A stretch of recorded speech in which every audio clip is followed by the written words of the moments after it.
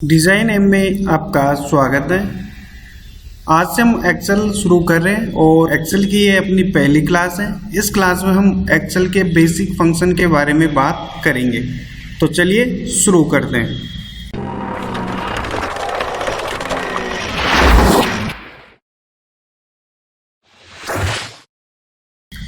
जैसा कि आप देख पा रहे हैं, मैंने एक्सेल ओपन कर रखा है और एक्सेल में मैंने कुछ डेटा ले रखा है। एक्सेल में जब आप लेफ्ट में सबसे टॉप पे आते हो तो ये इसको अपन क्यूब टूल एसेस बार बोलते हैं, ठीक है। अगर आप इसको ये जो होम, इंसर्ट, पेज लेआउट और ये कंप्लीट जैसे क्लिपबोर्ड का ग्रुप है, ये फॉन्ट के ग्रुप है और ये इसकी कमांड होती है, इन सभी को मिला के अपन रिबिन बोलते हैं, ठीक है। अगर आप इस क्यूब टूल एसेस बार को रिबिन के नीचे रखना चाहो तो आप इस डाउन एरो पे क्लिक करना। क्लिक करने के बाद आपको शो बिलो द रिबिन का ऑप्शन दिखेगा। आप जैसे ही इस पर क्लिक करोगे तो ये शो बिलो द रिबिन हो जाएगा, मतलब ये रिबिन के नीचे आ जाएगा। अगर आप इस क्यूब टूल एसेस बार को रिबिन के ऊपर रखना चाहते हो तो आप इस पर क्लिक करें। क्लिक करने के बाद अब की बार आपको शो अबाउट द रिबिन का फंक्शन दिखेगा। आपको इस पर क्लिक करना है और ये रिबिन के ऊपर आ जाएगा। इसमें फिलहाल 4 कमांड है, ये सेव की है, ये अंडो की है और ये रीडो की है, ठीक है। अगर आप और भी कमांड इसमें ऐड करना चाहें तो आप इस एरो पे क्लिक करोगे और यहाँ से जैसे आप ईमेल का ऐड करना चाहो तो आप ईमेल पे क्लिक कर दो। अगर यहाँ से आप क्यूब प्रिंट का ऐड करना चाहो तो आप क्यूब प्रिंट पे क्लिक कर दो। अगर आप इनको हटाना चाहो तो क्यूब प्रिंट पे क्लिक करो, हट जाएंगे। अगर आप इसको ईमेल के हटाना चाहो तो आप इस तरह से इसको हटा सकते हो। इनके अलावा भी इसमें काफ़ी सारी कमांड होती है, उसके लिए आप इस एरो पे क्लिक करके मोर कमांड पे क्लिक कर सकते हो। मोर कमांड पे क्लिक करने के बाद आपको एक डायलॉग बॉक्स ओपन होगा। इस डायलॉग बॉक्स में यहाँ पे काफ़ी सारी कमांड है। ये जितनी भी कमांड आप देख पा रहे हो ये सारी पॉपुलर कमांड है, ठीक है। और जैसे आप इस एरो पे क्लिक करके यहाँ से ऑल कमांड पे क्लिक करोगे तो आपको काफ़ी सारी कमांड यहाँ पे मिल जाएगी, ठीक है।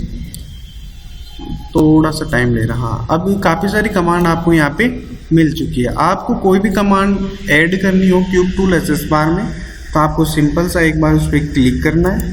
क्लिक करने के बाद यहाँ पे ऐड पे आपको क्लिक करना है। ऐड पे क्लिक करने के बाद यहाँ पे आपको ओके करना है और जैसे ही इसको ओके करोगे तो वो फंक्शन यहाँ पे ऐड हो जाएगा, जैसा कि आप कॉलम नेम के देख पा रहे हो, ठीक है। इसके बाद में अगर आप इसको हटाना चाहो तो आप इसको हटाने के लिए आप सेम प्रोसेस कर सकते हो, या फिर आप जैसे इसमें मोर कमांड पे जाना है। मोर कमांड में जाने के बाद आपको कॉलम नेम्स पे क्लिक करना है। क्लिक करने के बाद में आपको रिमूव पे क्लिक करना है। आप जैसे इसको रिमूव करोगे, रिमूव करने के बाद आपको यहाँ से ओके करना है। ओके करने के बाद आप जैसे देखोगे तो यहाँ से इसमें वो टूल्स, वो कमांड हट जाएगी। तो इस तरह आप क्यूब टूल एसेस बार में कमांड को ऐड कर सकते हो और कमांड को हटा सकते हो। अगर आप रिबिन के नीचे आप क्यूब टूल एसेस बार को रखना चाहो तो आप रिबिन के नीचे भी क्यूब टूल एसेस बार को रख सकते हो। आप रिबिन के ऊपर इसको रखना चाहो तो आप रिबिन के ऊपर भी रख सकते हो। उम्मीद है ये आपको अच्छे से क्लियर हो गया होगा। अगली चीज़ अपन देखते हैं, इसमें कट करना, कॉपी करना है, ठीक है। और जैसे कि अभी आप देख पा रहे हो मैंने यहाँ पे कुछ डेटा टाइप कर रखा है। एक्सेल में डेटा टाइप करने के लिए आपको कुछ भी नहीं करना, सिंपल सा जिस सेल से आप डेटा टाइप करना चाहते हो आप उसको क्लिक करें और क्लिक करने के बाद सिंपल सा आप अपने कीबोर्ड से डेटा टाइप कर सकते हैं, ठीक है। अगर आपको यहाँ से डेटा टाइप होने के बाद आपको लगे कि ये गलत हो गया, आप इसको हटाना चाहें तो आप उस सेल को सिलेक्ट कर सकते हो। सिलेक्ट करने के बाद आप यहाँ से डिलीट कमांड दबा सकते हो, ठीक है। इस तरह से आप इसको हटा सकते हो। अब मैंने यहाँ पे कुछ डेटा ले रखा है जो मैंने टाइप किया है। अब इसमें आप देख पा रहे हो कि यहाँ से मैंने ये नाम ले रखा है और ये जो आप देख पा रहे हो अमित मेहता, ये इसको अपन फॉर्मूला बार बोलते हैं। लेकिन अगर आप यहाँ पे देख पा रहे हो तो यहाँ पे पूरा नाम नहीं दिख पा रहा है, यहाँ पे अमित और एम तक ही आ रहा है, लेकिन यहाँ पे पूरा दिख रहा है, ठीक है। इससे ये इसलिए दिख रहा है क्योंकि यहाँ पे जो इस सेल की जो विड्थ है वो कम है, इस कारण ये इस तरह से दिख रहा है, ठीक है। तो इसकी विड्थ आप बढ़ा सकते हो। विड्थ बढ़ाने के इसमें 2 तरीके होते हैं। एक तो आप जैसे आप अपना कर्सर यहाँ पे लेके जाओगे तो कर्सर को ले जाने के बाद आप उस पर क्लिक करोगे तो ये इस तरह से हो जाएगा, या फिर आप इस पर क्लिक करके इसको कम ज़्यादा इस तरह से कर सकते हो। जैसे मैं यहाँ से इसको कम कर रहा हूँ, ठीक है। दूसरा तरीका होता है कि आप इस पर क्लिक करें, क्लिक करने के बाद आपको यहाँ पे फॉर्मेट पे आना है। फॉर्मेट पे आने के बाद आपको यहाँ पे ऑटो फिट कॉलम विड्थ पे क्लिक करना है, ठीक है। जैसे आप इस पर क्लिक करोगे तो इसकी साइज बढ़ जाएगी। जिस सेल को आप सेलेक्ट करके रखोगे ना उसी की बढ़ेगी तो ये सभी की, लेकिन उसके अकॉर्डिंग बढ़ेगी। जैसे यहाँ पे ज़्यादा रिक्वायर्ड है लेकिन यहाँ पे कम रिक्वायर्ड दी तो इसके अकॉर्डिंग इसने साइज बढ़ा दी। अब जैसे आप इसको सेलेक्ट करते हो, इसको सेलेक्ट करने के बाद आप फॉर्मेट पे जाते हो और फॉर्मेट पे जाने के बाद आप ऑटो फिट कॉलम विड्थ करते हो तो आप इस तरह से इसको बढ़ा सकते हो, ठीक है। अब जैसे आप यहाँ पे देख पा रहे हो तो इसके अकॉर्डिंग तो इसने बढ़ा दी, लेकिन इसको और भी ज़्यादा रिक्वायर्ड थी तो इसके लिए आप इसको यहाँ पे जाके और यहाँ पे कर सकते हो। अब इसमें प्रॉब्लम ये है कि अगर ये तो कम था डेटा इसलिए अपन ने कर लिया, अगर इससे ज़्यादा हो तो अब जैसे यहाँ पे भी इसकी साइज़ कम है इसलिए हैज़ का शो कर रहा है अपने को, तो अपन क्या करेंगे इस पूरी रेंज को सेलेक्ट करेंगे। पूरी रेंज को सेलेक्ट करने के लिए आपको कंट्रोल एक करना है, ठीक है। इस रेंज में या इस डेटा में कहीं पे भी क्लिक करके आपको कंट्रोल एक करना है। कंट्रोल एक करने के बाद आपको फॉर्मेट पे जाना है। फॉर्मेट पे जाने के बाद ऑटो फिट कॉलम विड्थ पे क्लिक करना है। जैसे आप क्लिक करोगे तो आपका जिस कॉलम में जितनी रो रिक्वायर्ड होगी, जितनी विड्थ रिक्वायर्ड होगी उसके अकॉर्डिंग उस डेटा को वो सेट कर देगा। तो ये आप इस तरह से कर सकते हो। तो अब ये आपको अच्छे से क्लियर हो गया होगा कि आप इसकी विड्थ को किस तरह से मैनेज कर सकते हो। सेम काम आप कॉलम की हाइट में भी कर सकते हो। अगर आप कॉलम की हाइट बढ़ाना चाहो तो आप इस तरह से, जैसे ही आप यहाँ पे आओगे तो आपका कर्सर जो है प्लस का साइन दिख जाएगा। इसमें जैसे आप यहाँ पे बढ़ाओगे तो आपको दिख रहा है कि यहाँ पे इसकी जैसे 65 पिक्सल हो रही है। अब जैसे मैं कम कर रहा हूँ तो 35 पिक्सल हो रही है। तो इस तरह से आप इसकी साइज़ को कम ज़्यादा कर सकते हो। जैसे इसकी साइज़ बढ़ गई इस तरह से बढ़ गई। अगर इसको कम करना चाहो आप तो यहाँ पे इसको क्लिक करके और यहाँ से आप इसको कम कर सकते हो। अगर आप इसको बढ़ाना चाहो तो आप इसको बढ़ा सकते हो। तो इस तरह से आप रो और कॉलम की जो विड्थ और हाइट है वो आप मैनेज कर सकते हो, ठीक है। इसके बाद में दूसरी चीज़ आती है कि एक जगह से आप डेटा को कॉपी करके कहीं दूसरी जगह पे पेस्ट करो तो वो किस तरह से कर सकते हो। उसके लिए अपने को कट और कॉपी का यूज़ करना पड़ता है। अगर आप इस डेटा को यहाँ से परमानेंटली कट करके कहीं और ले जाना चाहो तो आप कट का यूज़ कर सकते हो। जैसे मैं यहाँ से इसको कट को सिलेक्ट करता हूँ। अब मैं इस डेटा को यहाँ पे लाना चाहता हूँ। इसके बाद में मैं यहाँ से पेस्ट पे क्लिक करूँगा, ठीक है। एक ही एरो दिख रहा है आपको यहाँ पे पेस्ट पे। आप जैसे इस पर क्लिक करोगे तो इसमें फिलहाल तो एक ही फंक्शन मिलेगा आपको, ठीक है, कट के लिए तो। लेकिन अगर आप यही काम कॉपी करते हो तो आपको काफ़ी सारे फंक्शन यहाँ पे मिलते हैं। कट में जो आपने डेटा कॉपी किया है वो उस स्थान से तो हट जाएगा और जहाँ पे आप इसको पेस्ट करना चाहते हो वहाँ पे चला जाएगा। लेकिन कॉपी में क्या होता है, मैं एक बार इसको बैक करके दिखाता हूँ। बैक के लिए आप इस अंडो कमांड का यूज कर सकते हो, ठीक है। और आप देख पा रहे हो कि ये इसके चारों तरफ एक बॉर्डर सी चलती हुई दिख रही है ग्रीन कलर की। ये तब तक रहेगी जब तक आप किसी सेल में 2 बार एंटर नहीं हो जाते हैं, ठीक है। जैसे मैं अभी ये है तो मैं इस सेल को, इस पर सेल पे डबल बार क्लिक करके इसको एक्टिव कर लेता हूँ तो अब वो यहाँ से हट जाएगा। अब मैं चाहता हूँ कि मैं इसको कॉपी करूँ तो इसके लिए मैं इसको सेलेक्ट करूँगा। सेलेक्ट करने के बाद मैं इसको यहाँ से कॉपी करूँगा। कॉपी करने के भी 2 तरीके होते हैं। आप इसको पिक्चर के रूप में कॉपी करना चाहो तो पिक्चर के रूप में कॉपी कर सकते हो। अगर आप इसको नॉर्मल कॉपी करना चाहो तो नॉर्मल कॉपी कर सकते हो। तो अपन दोनों मेथड देखेंगे। पहले मैं एक बार नॉर्मल करके देखता हूँ और कुछ देर आप इस पर होल्ड रखोगे तो आपको यहाँ पे कंट्रोल सी दिख रहा है। ये इसकी शॉर्ट कीज़ होती हैं। जो आप कॉपी करोगे जो भी डेटा, आप कंट्रोल सी के जरिए भी इसको कॉपी कर सकते हो या फिर इस कमांड पे क्लिक करके भी आप उसको कॉपी कर सकते हो, ठीक है। अब आपको इसको जब भी चाहो, जितनी बार चाहो और इसको पेस्ट कर सकते हो, ठीक है। पेस्ट करने के लिए आपको या तो उसको कट करना पड़ेगा या कॉपी करना पड़ेगा, तभी ये पेस्ट कमांड वर्क करेगा, ठीक है। यहाँ पे जैसे मैं इस पर क्लिक कर रहा हूँ तो मैं पेस्ट पे यहाँ से पेस्ट कर सकता हूँ या फिर मैं कंट्रोल वी के जरिए भी इसको पेस्ट कर सकता हूँ। पेस्ट पे जैसे नीचे वाली एरो दिख रही है, आप इस पर क्लिक करोगे तो आप जब कॉपी करते हो इसको तो काफ़ी सारे फंक्शन आपको यहाँ पे दिख जाते हैं, ठीक है। काफ़ी सारे फंक्शन आपको यहाँ पे दिख जाएंगे और हर एक फंक्शन के बारे में मैं आपको अच्छे से बताऊंगा। तो सबसे पहले एक बार अपन नॉर्मल देखते हैं। इस एरो पे ना क्लिक करके मैं एक बार इस पेस्ट पे ही क्लिक करता हूँ। जैसे मैं इस पेस्ट पे क्लिक करता हूँ तो ये यहाँ पे पेस्ट हो गया, लेकिन ये रेंज अभी भी चल रही है।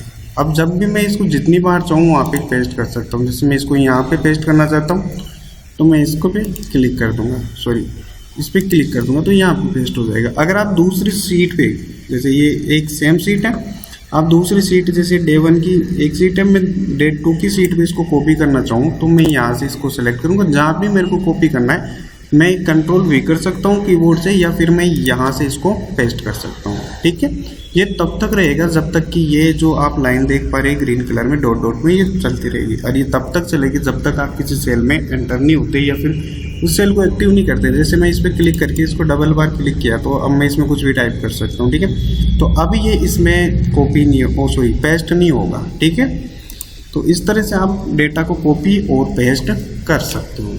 अब आप इसको डिलीट करना चाहो तो डिलीट करने के लिए दो तरीके, या तो आप इस पूरे डेटा को सेलेक्ट करके यहाँ से डिलीट कमांड दबा सकते हो। ठीक है, लेकिन डिलीट दबाने के बाद भी आप देख पा रहे हो ये जो ब्लैक कलर की बॉर्डर हो रही गई। और अब इसको कम्प्लीटली आप हटाना चाहो तो इसके लिए क्या करोगे, आप इसको सेलेक्ट करके और यहाँ से क्लियर पे आके और क्लियर ऑल कर सकते हो। सेम यहाँ पे कर सकते हो, इसको सेलेक्ट करोगे, सेलेक्ट करने के बाद आप क्लियर पे क्लियर ऑल करोगे। ठीक है, क्लियर ऑल में क्या होता है कि जो इसमें जैसे क्लियर ऑल है तो इसमें ये सारे क्लियर होते हैं, फॉर्मेटिंग भी क्लियर हो जाएगी, कंटेंट भी हो जाएगा, और अगर इसमें कोई हाइपरलिंक या कमेंट दिया हुआ है तो वो भी क्लियर हो जाते हैं। नहीं आप यहाँ से केवल कंटेंट क्लियर करोगे तो कंटेंट क्लियर होगा, इसकी फॉर्मेटिंग क्लियर नहीं होगी। ठीक है, तो मैं यहाँ से क्लियर ऑल करता हूँ। तो ये चीज़ आपको समझ में आ गई कि आप कट किस तरह से कर सकते हैं, कॉपी किस तरह से कर सकते हैं, और जो आपने कट किया कॉपी किया उसको पेस्ट आप किस तरह से कर सकते हो। ठीक है, अब इसके बाद में सेकंड जो चीज़ आती थी इसमें कॉपी एज ए पिक्चर, वो क्या होता है। जैसे मैं यहाँ से कुछ डेटा सेलेक्ट करता हूँ और मैं इसको कॉपी करता हूँ, लेकिन एज ए पिक्चर के रूप में कॉपी करता हूँ। ठीक है, और यहाँ से एज शो ऑन स्क्रीन, या फिर आप इसको जब प्रिंटेड करो तब शो कराना चाहते हो, ये इसका फॉर्मेट होता है। जैसे आपको इमेज के फॉर्मेट होते हैं बिटमैप या पिक्चर, तो मैं पिक्चर में रखना चाहता हूँ और शो ऑन स्क्रीन रखूँगा और मैं इसको ओके करूँगा। ठीक है, यहाँ से जैसे मैं इसको ओके करूँगा तो ये एक पिक्चर के रूप में हो जाएगी। 1 मिनट, अब मैं इसको यहाँ से पेस्ट कर लेता हूँ। ठीक है, मैंने इसको एज ए इमेज पे कॉपी किया था और मैंने इसको पेस्ट किया। अब मैं इसको कहीं पे भी उठा के ले जा सकता हूँ, और इसमें जो भी फॉर्मेटिंग होगी, जो एक अपन पिक्चर में फॉर्मेटिंग कर सकते हैं, सेम फॉर्मेटिंग अपन इस डेटा पे कर सकते हैं। ठीक है, और इस डेटा को आप अगर कहीं और पे, जैसे कोई MS पेंट में या किसी और में आप इसको कॉपी करके इसको कुछ एडिट करना चाहो तो आप इसको कर सकते हो। ठीक है, अब इसमें जैसे मैं यहाँ पे फॉर्मेट पे जाऊँगा, और ये तभी होगा जब आप इस डेटा को कॉपी करेंगे एज ए पिक्चर फॉर्मेट में, तब आपको ये फॉर्मेट टैब ओपन हो जाएगा। तो इसके बारे में जब अपन इंसर्ट में चलेंगे और वहाँ से अपन पिक्चर लेंगे तो तब उसमें डिटेल से समझेंगे।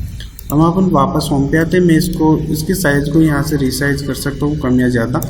ठीक है, तो वो, और जब अपन इमेज इंसर्ट करेंगे एक्सेल में तब उसको और अच्छे से सीखेंगे। फिलहाल के लिए मैं इसको डिलीट कर देता हूँ। तो ये चीज़ आपने सीख ली कि आप अपना जो भी डेटा रहे उसको नॉर्मली आप किस तरह से कॉपी कर सकते हैं, आप उसको इमेज फॉर्मेट में किस तरह से कॉपी कर सकते हैं। ठीक है, अब इसके बाद में आता है फॉर्मेट पेंटर, और फॉर्मेट पेंटर से पहले अपन इसमें फ़ॉन्ट का देख लेते हैं।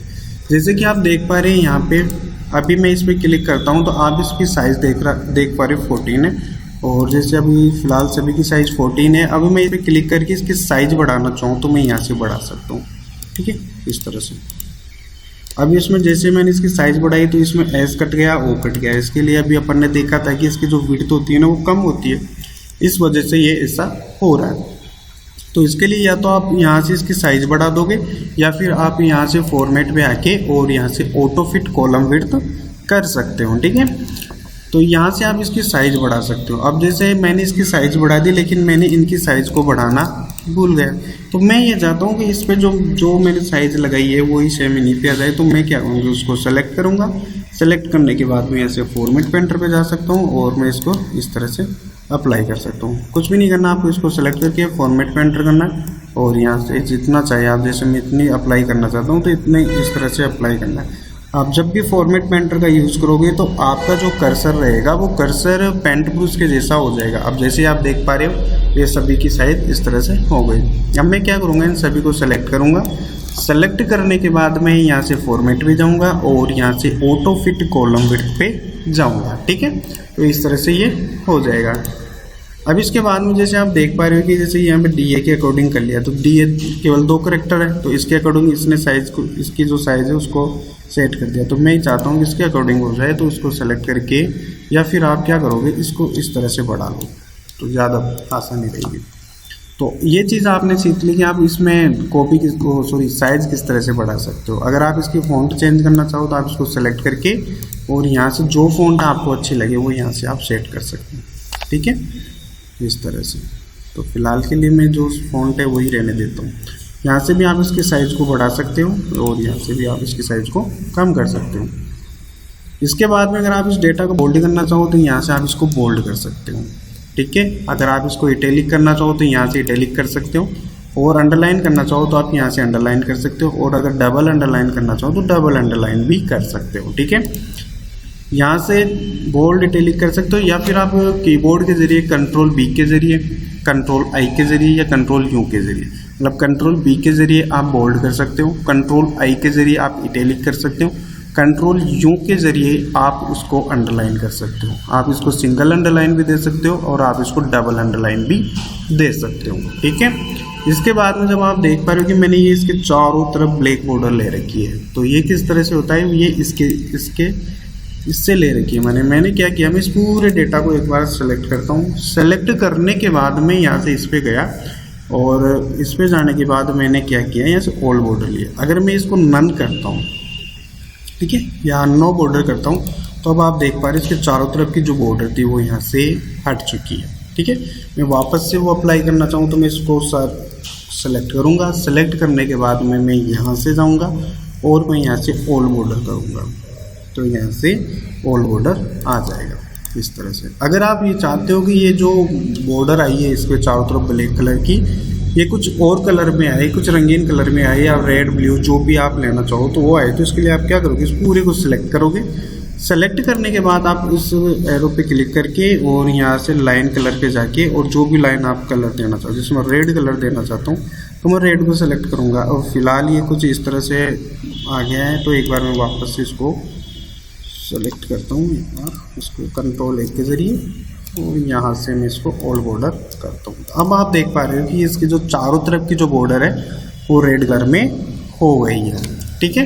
तो इस तरह से आप ये काम कर सकते हो। इसके बाद में जो आप ये चीज़ देख पा रहे हो, मैंने यहाँ पे जो एसएल के पीछे का जो ये कलर ले रखा है वो मैंने इससे लिया है, फिल कलर से। फिल कलर से किस तरह से लिया, जैसे मैं इसको सेलेक्ट किया, मैंने इसको सारा सेलेक्ट करने के बाद जैसे आप यहाँ पे जाओगे तो मैंने ये कलर सेलेक्ट कर रखा था। अब आप इस कलर को चेंज करना चाहो तो यहाँ से चेंज कर सकते हो, ठीक है। या अगर आप इसको वाइट रखना चाहो या नो फिल रखना चाहो तो नो फिल रख सकते हो, या फिर आप जो भी कलर इसमें रखना चाहो तो रख सकते हो। अब जैसे मैं नो फिल कर रहा हूँ तो यहाँ पे कुछ भी डेटा नहीं दिख रहा है। इसका कारण ये है कि जो इसकी फ़ॉन्ट का जो कलर है ना वो भी वाइट है, इस कारण वो नहीं दिख पा रहा है। इसका मतलब ये नहीं है कि कोई आप डेटा को फिल करो और उसके पीछे कोई कुछ भी टेक्स्ट वगैरह लिखा हुआ होगा उसके ऊपर तो वो दिखेगा नहीं, ऐसा नहीं है, ठीक है। तो यहाँ से मैं इसमें जो भी कलर डालना चाहूँ मैं यहाँ से कलर डाल सकता हूँ। जैसे मैं ये कलर लेता हूँ, ठीक है, ऐसा। इसके बाद में आता है ये अगला, यहाँ से आप कलर दे सकते हो जो भी आप टेक्स्ट टाइप कर रखे हैं। जैसे मैं यहाँ से इस सभी को सिलेक्ट करता हूँ, इस टेक्स्ट को जितना सिलेक्ट किया है ना मैंने टेक्स्ट, मैं उसी पे फॉर्मेटिंग कर सकता हूँ। तो इतना टेक्स्ट मैंने सेलेक्ट किया। सेलेक्ट करने के बाद मैं क्या करूँगा, यहाँ पे जाऊँगा, जो भी कलर मेरे को अच्छा लगेगा मैं वो यहाँ से सेलेक्ट कर लूँगा, ठीक है। जैसे मैं यहाँ से रेड कलर देना चाहूँ या फिर जो भी कलर मैं यहाँ पे देना चाहूँ, ग्रीन, ब्लू, वाइट, तो यहाँ से सिलेक्ट कर लूँगा। इस तरह से आप इसमें कलर दे सकते हो।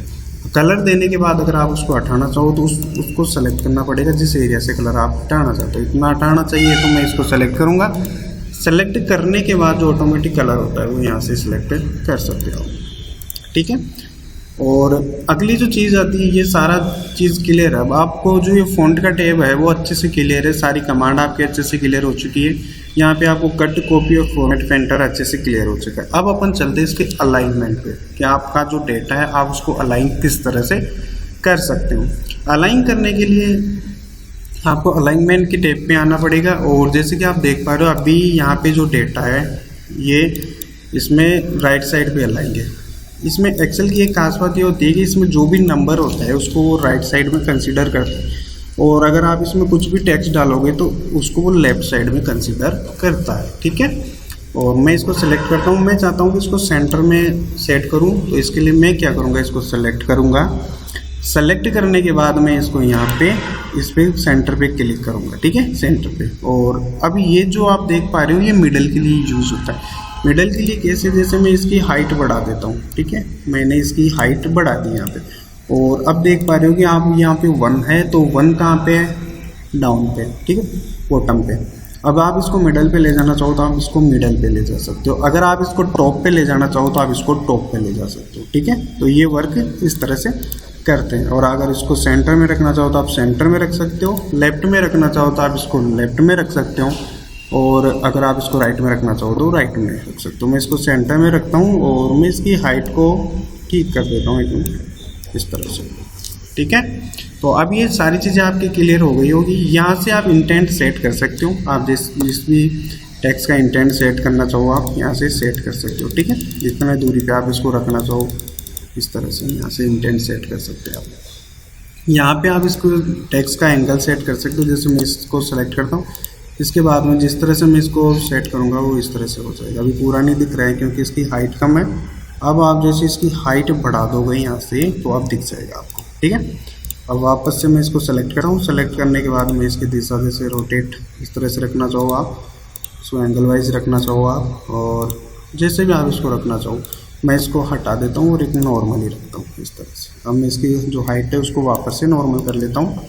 तो ये चीज़ क्लियर हो गई होगी। अब इसमें अगली जो चीज़ आती है वो व्रैप टेक्स्ट आती है। व्रैप टेक्स्ट क्या काम करता है, जैसे मेरी ये सेल है और मैं यहाँ पे कुछ डेटा टाइप करता हूँ, तो मैं यहाँ पे टाइप कर रहा हूँ कि प्लीज़ सब्सक्राइब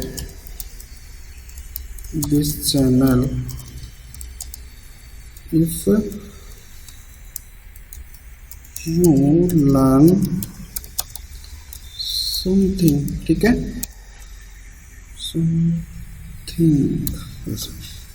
मैंने यहाँ पे कुछ डेटा टाइप किया कि please subscribe this channel if you learn something. तो आप देख पा रहे हो कि मेरी जो सेल है वो ये है। इस सेल के अलावा ये डेटा जो भी मैंने टाइप किया वो नेक्स्ट सेल में चला गया। इसका मतलब ये नहीं है कि इसमें ये अगली सेल में चला गया, ये उसके ओवरराइट हुआ है इसके ऊपर, ठीक है। इसमें आप इस सेल में जो भी चेंज करोगे तो वो इस डेटा पे कुछ भी इफेक्ट नहीं डालेगा। तो यहाँ से मैं इसको सेलेक्ट करूँगा। सेलेक्ट करने के बाद मैं चाहता हूँ कि ये केवल एक ही सेल में रहे, तो इसके लिए मैं यहाँ से व्रैप टेक्स्ट करूँगा। व्रैप टेक्स्ट करने का मतलब ये कि ये जो भी डेटा है वो उसके डाउन में आता जाएगा, लेकिन रहेगा वो एक ही सेल के अंदर, ठीक है। तो ये इस तरह से कर सकते हैं। इससे जो अगला जो ऑप्शन आता है वो आता है मर्ज एंड सेंटर का। मर्ज एंड सेंटर का क्या काम करता है, जैसे मैं यहाँ से एक सीट ऐड करता हूँ, ठीक है। सीट ऐड करने के लिए आप यहाँ से सीट ऐड कर सकते हो इसके प्लस के साइन पे क्लिक करके, या फिर आप इंसर्ट पे जाके और यहाँ से भी एक सीट ऐड कर सकते हो, या फिर आप कीबोर्ड से शिफ्ट F11 का यूज़ कर सकते हो। तो मैं यहाँ से एक सीट ऐड करता हूँ, ठीक है। मैंने एक सीट ऐड की और इसके बाद में जैसे मैंने ये सीट ऐड की तो ये डे 1 डे 2 के बीच में आ गई। तो इसको आप मैनेज करना चाहो तो इस पर क्लिक करके होल्ड करके रखना है, लेफ्ट क्लिक, माउस की जो लेफ्ट क्लिक है उसको। उसके बाद आप इसको कहाँ पे रखना चाहते हो, मैं इसको इधर रखना चाहता हूँ तो मैं यहाँ पे इसको छोड़ दूँगा तो यहाँ पे आ जाएगा। इसके बाद में आप इसका नाम चेंज करना चाहो तो यहाँ से राइट क्लिक करोगे। राइट क्लिक करने के बाद आपको यहाँ से रीनेम पे जाना है। रीनेम पे जाने के बाद मैं इसका डे 3 डाल रहा हूँ, तो इस तरह से आप इसका नाम चेंज कर सकते हो, ठीक है। अब अपन बात कर रहे थे मर्ज एंड सेंटर की। मर्ज एंड सेंटर क्या काम करता है, जैसे मैं यहाँ पे कोई स्कूल है या जैसे अपनी इंस्टीट्यूट है, डिज़ाइन है, तो मैं DESIGNAIM डिज़ाइन एम मैंने डाला। अब मैं ये चाहता हूँ कि ये डिज़ाइन एम है वो इतनी दूर तक आ जाए, और उसके बाद में मैं इसको यहाँ पे स्टूडेंट नाम वगैरह जो भी डालना चाहता हूँ, जो भी मैं इसकी इन्फॉर्मेशन स्टोर करना चाहता हूँ।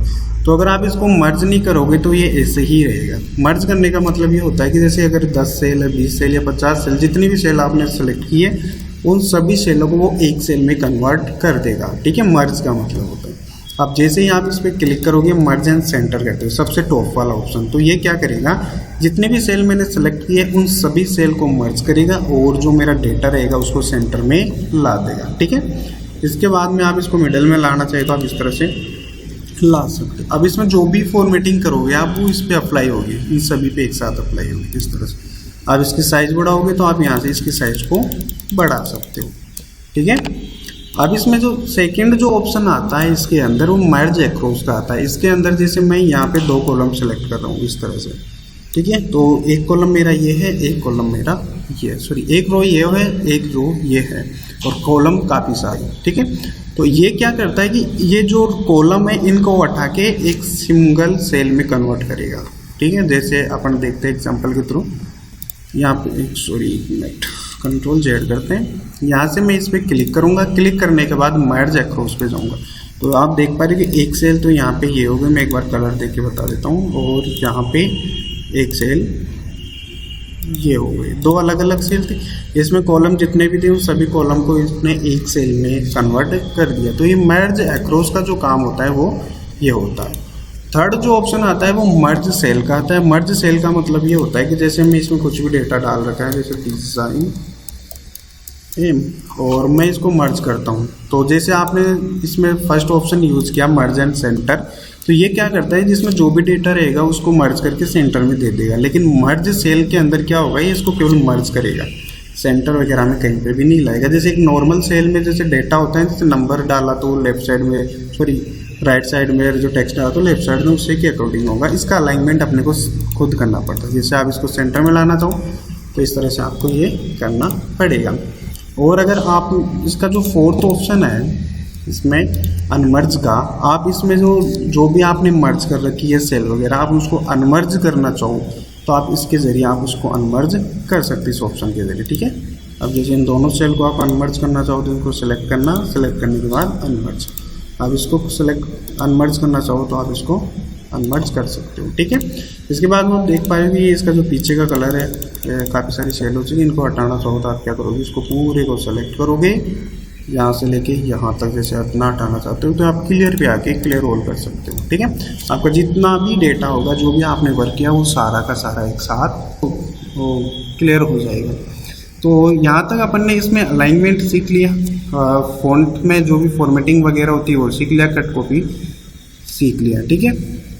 अगली जो चीज़ आती है इसके अंदर, ये नंबर के लिए यूज़ होता है, ठीक है। अब इसमें नंबर के लिए यूज़ इस तरह से होता है कि जैसे आप यहाँ पे देख पा रहे हो कि ये टोटल पे है। अब ये पता नहीं चल रहा है कि क्या है।